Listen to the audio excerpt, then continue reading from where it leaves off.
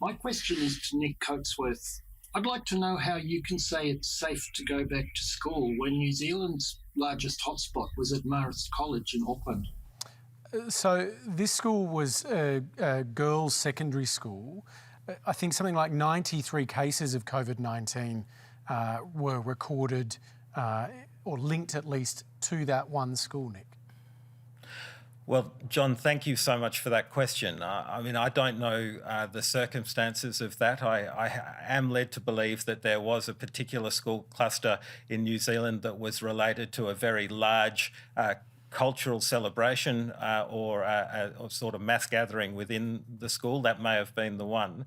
The data that we have to go on is the data that we've seen in Australia, and most particularly, I know Mark will speak to this, but the recent data out of New South Wales that has shown that with some 863 close contacts of those COVID-19 children and staff in New South Wales, there were only two cases of COVID-19 from that resulted. Now, that's a really important statistic. That's the data that we've got to go on. And it's data that's backed up by evidence and research from around the world. So I think the bulk of the evidence says that schools are safe. Mark Scott, the criticism of this report that has been released from New South Wales is that it was a relatively small sample at a time when a lot of people had already taken their kids out of schools anyway. Yeah, not quite right, Hamish. One of the reasons it's a small sample was that it was noteworthy how few students and how few members of teaching staff actually developed COVID-19 when the curve was growing very quickly in New South Wales. We had really very few cases, given the number of cases there were in the broader community.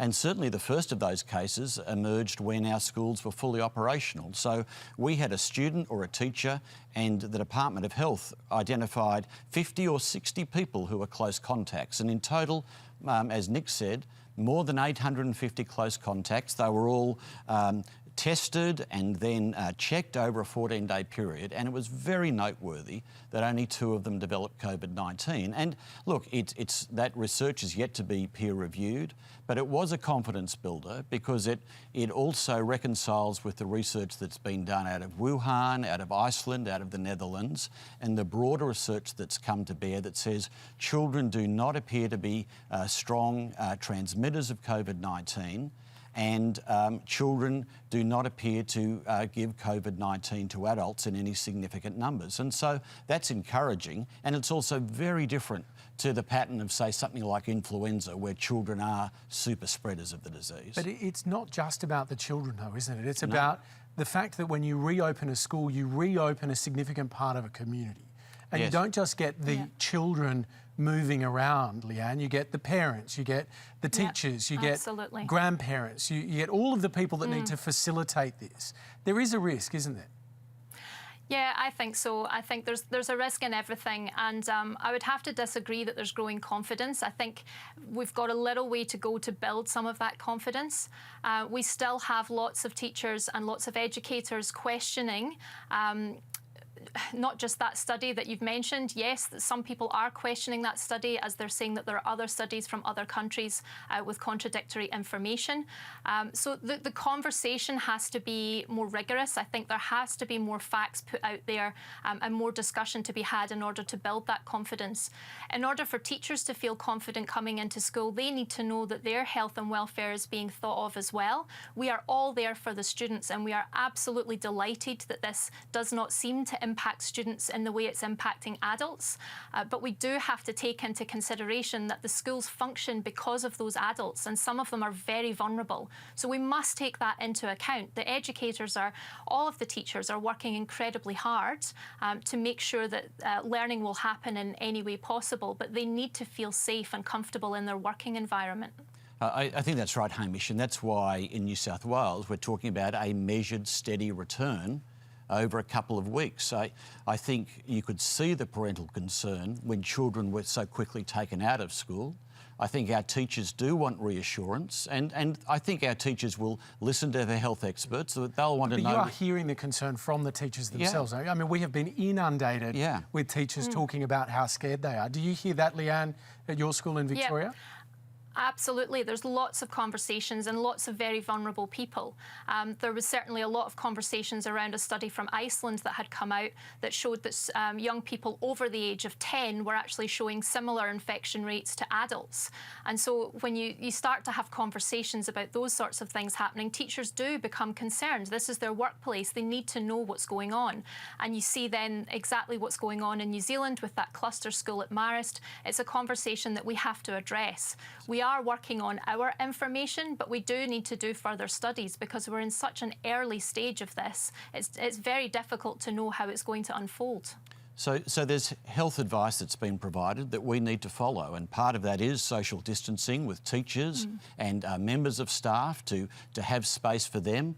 You know, we're looking to provide sanitiser in classrooms and to wipe down classrooms, to provide extra cleaning support, so there is good advice. But I also think we need to bow to the expertise of the real experts in the field. You know, all summer when we were surrounded by bushfires and smoke, the debate was we've got to listen to the experts and respect their expertise. Now, we have clear experts in immunology, we have clear experts in epidemics. They have gathered together. They are studying the research from around the world.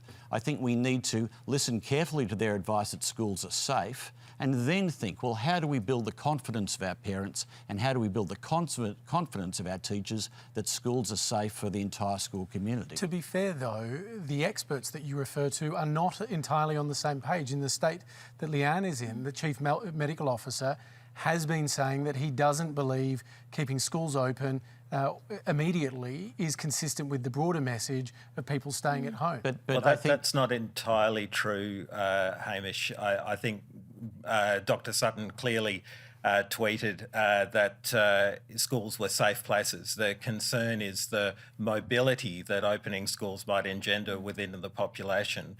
But I think the important thing to recognise... Do you share that concern, Nick Coatsworth, about the broader mobility that comes with reopening schools?